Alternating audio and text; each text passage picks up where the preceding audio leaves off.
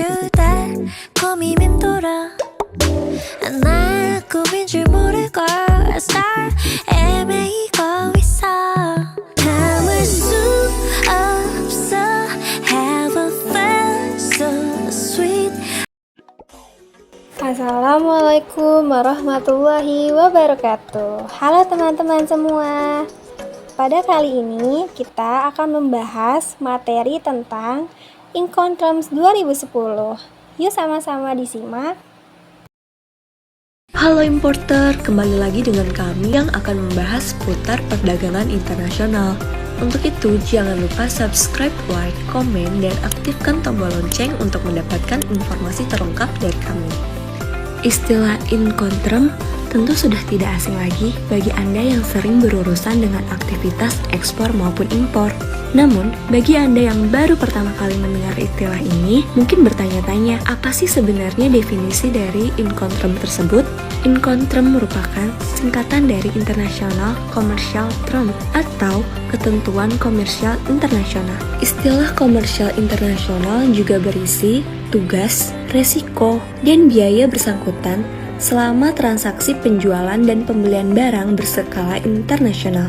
Maka dari itu, International Commercial Terms bertujuan untuk yang pertama, memberi pilihan ketentuan pengiriman bagi importir dan eksportir. Yang kedua, mengatur hak dan kewajiban yang ditanggung oleh importir dan eksportir. Yang terakhir, meminimalisir kesalahan interpretasi atau kesalahpahaman tanggung jawab di antara eksportir maupun importir. Biasanya, Incoterms ditulis di samping harga di dalam sales kontak ataupun invoice ketika penjual memberikan penawaran.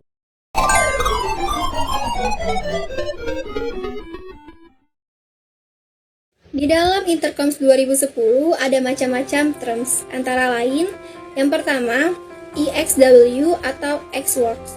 Artinya, penjual hanya menyediakan barang untuk diambil oleh pembeli di tempat penjual itu sendiri atau di tempat lain seperti gudang, workshop, galeri, showroom, dan lain-lain. Penjual tidak bertanggung jawab atas kerusakan dan kehilangan barang, beralih dari penjual ke pembeli pada saat itu dan di tempat itu. EXW membebankan kewajiban yang paling sedikit kepada penjual. Kebalikannya, pembeli dibebani dengan kewajiban yang paling banyak. Berikut biaya-biaya yang ditanggung oleh eksportir antara lain. Yang pertama, production cost, including profit, atau biaya produksi termasuk keuntungan yang diharapkan. Yang kedua, export packing, biaya-biaya pengepakan barang ekspor. Lalu, biaya-biaya ditanggung oleh importir antara lain. Yang pertama, export clearance atau biaya pengurusan ekspor, izin ekspor, maupun bentuk-bentuk kewajiban formal dari pemerintah. Kedua, inland freight atau ongkos pengangkutan transportasi di darat dari lokasi eksportir hingga ke pelabuhan terminal. Ketiga, loading change and terminal claims atau biaya pemuatan barang termasuk biaya penanganan di pelabuhan keberangkatan. Keempat, insurance atau premi asuransi pengangkutan utama dalam jumlah minimum cover, kecuali diperjanjikan lain. Yang kelima, freight atau ongkos angkut perjalanan dari pelabuhan keberangkatan hingga sampai ke pelabuhan tujuan. Yang keenam, destination arrival charge atau biaya-biaya penanganan kapal di pelabuhan kedatangan namun tidak termasuk biaya bongkar. Ketujuh, unloading change atau biaya pembongkaran barang dari sarana pengangkutan utama. Kedelapan, import custom clearance atau biaya penyelesaian formalitas pabean import seperti jasa PPJK, pengurusan lisensi impor, dan lain-lain. Yang kesembilan, ada duty and tax atau pungutan bea masuk dan pajak dalam rangka impor. Yang kesepuluh, delivery to destination atau ongkos pengangkutan darat hingga sampai ke tempat tujuan importir. Lalu macam-macam terms yang kedua yaitu FCA atau free carrier, yang artinya penjual bertanggung jawab untuk mengirimkan barang ke pengangkut yang ditunjuk oleh pembeli ke tempat yang telah disetujui. FCA juga mewajibkan penjual untuk membereskan prosedur ekspor. Yang dimaksud sebagai pengangkut adalah setiap orang atau badan hukum yang berdasarkan suatu perjanjian pengangkutan berkewajiban untuk melakukan atau menyediakan jasa pengangkut melalui jalur kereta api, jalur raya, udara, laut, perairan pendalaman, atau kombinasi dari cara-cara pengangkutan tersebut di atas. Biaya-biaya yang ditanggung oleh eksportir antara lain: pertama, production cost including profit atau biaya produksi termasuk keuntungan yang diharapkan. Kedua, export packing atau biaya-biaya pengepakan barang ekspor. Ketiga, export clearance atau biaya pengurusan ekspor, izin ekspor, maupun bentuk-bentuk kewajiban formal dari pemerintah. Yang keempat, inland freight atau ongkos pengangkutan transportasi di darat dari lokasi eksportir hingga ke pelabuhan atau terminal. Kelima, loading charge atau biaya pengumutan barang di pelabuhan keberangkatan. Lalu ada biaya-biaya yang ditanggung oleh importir antara lain: yang pertama, origin terminal charge atau biaya penanganan di pelabuhan keberangkatan. Kedua, insurance atau premi asuransi pengangkutan, utama dalam jumlah minimum cover, kecuali diperjanjikan lain. Ketiga, freight atau ongkos angkut perjalanan dari pelabuhan keberangkatan hingga sampai ke pelabuhan tujuan. Keempat, destination arrival charge atau biaya-biaya penanganan kapal di pelabuhan kedatangan, namun tidak termasuk biaya bongkar. Kelima, unloading charge atau biaya pembongkaran barang dari sarana pengangkutan utama. Keenam, import custom clearance atau biaya penyelesaian formalitas pabean impor seperti jasa PPJK, pengurusan lisensi impor, dan lain-lain. Yang ketujuh, ada duty and tax atau pengungutan bea masuk dan pajak-pajak dalam rangka impor. Yang kedelapan, delivery to destination atau ongkos pengangkutan darat hingga sampai ke tempat tujuan importir. Ada free alongside ship atau VHS.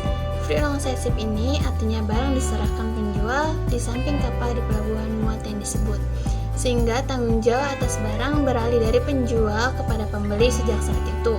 Terminologi ini memungkinkan para penjual untuk melakukan segala prosedur ekspor.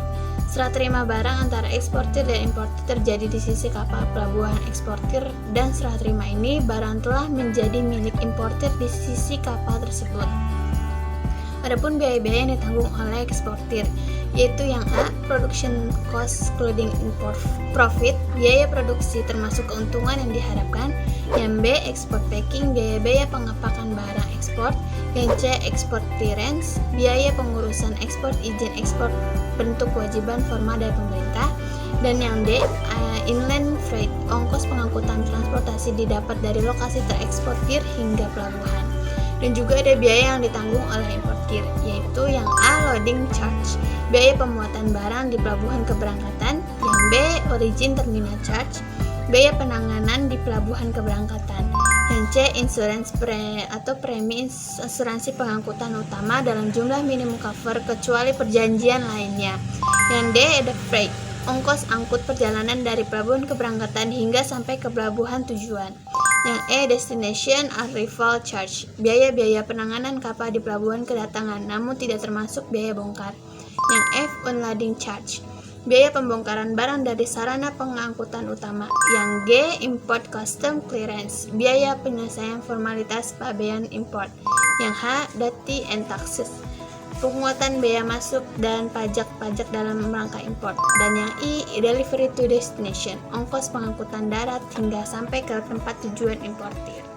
Yang keempat, ada free on board atau FOB. FOB artinya peralihan segala risiko atas penjualan kepada pembeli terjadi ketika barang telah melewati rel kapal atau pagar pengaman kapal di pelabuhan muat dan berada di kapal yang telah disebutkan. Ada yang biaya-biaya yang harus ditanggung oleh eksportir, yaitu yang A, production cost including profit, biaya produksi termasuk keuntungan yang diharapkan. Yang B, export packing, biaya-biaya pengepakan barang ekspor. Yang C, export clearance, biaya pengurusan ekspor dalam bentuk kewajiban dari pemerintah. Yang D, inland freight, ongkos pengangkutan transportasi di darat dari lokasi eksportir hingga ke pelabuhan. Yang E, loading charge, biaya pemuatan barang di pelabuhan keberangkatan. Yang F, origin terminal charge, biaya penanganan di pelabuhan keberangkatannya. Adapun biaya yang harus tanggung oleh eksportir, yang itu A. Insurance, premi asuransi pengangkutan utama dalam jumlah minimum cover kecuali di perjanjian lainnya. Yang B. Freight ongkos, angkutan perjalanan dari pelabuhan keberangkatan hingga sampai ke pelabuhan tujuan. Yang C. Destination arrival charge, biaya-biaya penanganan kapal di pelabuhan kedatangan namun tidak termasuk biaya bongkar. Yang D. Unloading charge, biaya pembongkaran barang dari sarana pengangkutan utama. Yang E. Import custom clearance, biaya penyelesaian formalitas pabean import. Yang F. Duty and tax, penguatan bea masuk dan pajak-pajak dalam rangka import. Yang G. Delivery to destination, ongkos pengangkutan darat hingga sampai ke tempat tujuan importir. Baik, yang kelima CFR, cost and freight. CFR artinya segala resiko atas kerusakan atau kehilangan barang serta segala macam biaya yang timbul setelah barang melewati rail kapal beralih dari penjual kepada pembeli. Namun berdasarkan terminologi, maka penjual berkewajiban untuk menanggung segala biaya pengangkutan laut yang dibutuhkan agar barang sampai pada pelabuhan tujuan yang disebutkan.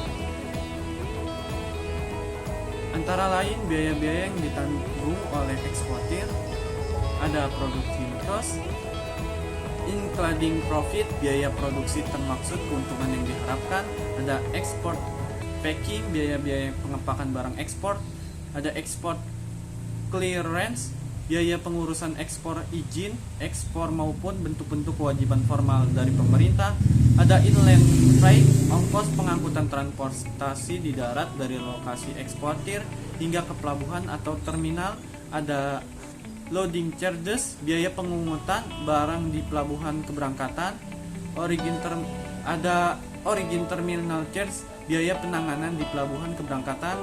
Terus selanjutnya ada freight, ongkos angkut perjalanan dari pelabuhan keberangkatan hingga sampai ke pelabuhan tujuan. Nah, terus ada biaya-biaya yang ditanggung oleh importir antara lain insurance, premi asuransi pengangkutan utama dalam jumlah minimum cover kecuali perjanjian lain. Ada juga destination arrival charges, biaya-biaya penanganan kapal di pelabuhan kedatangan namun tidak termasuk biaya bongkar. Terus ada unloading charges, biaya pembongkaran barang dari sarana pengangkutan utama.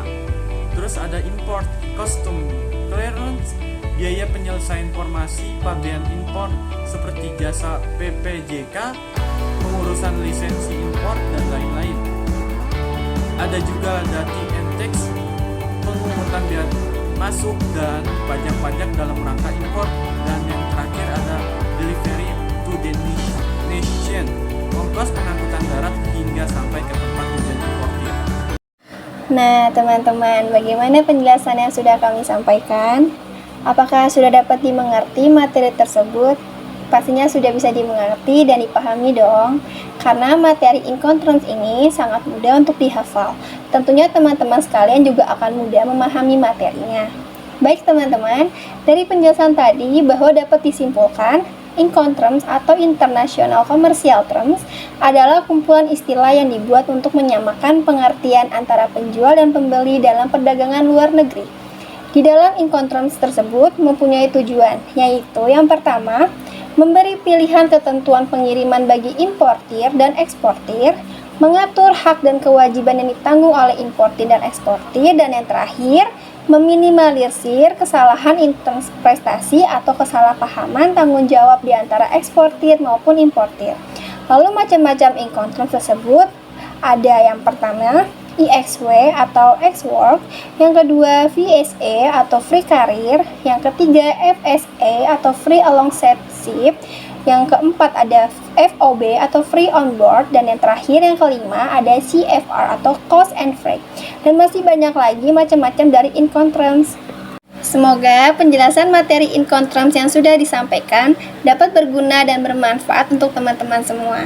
Kami ucapkan terima kasih yang sudah menonton video ini sampai habis. Jangan lupa like, komen, dan subscribe video kami. See you the next video. Bye!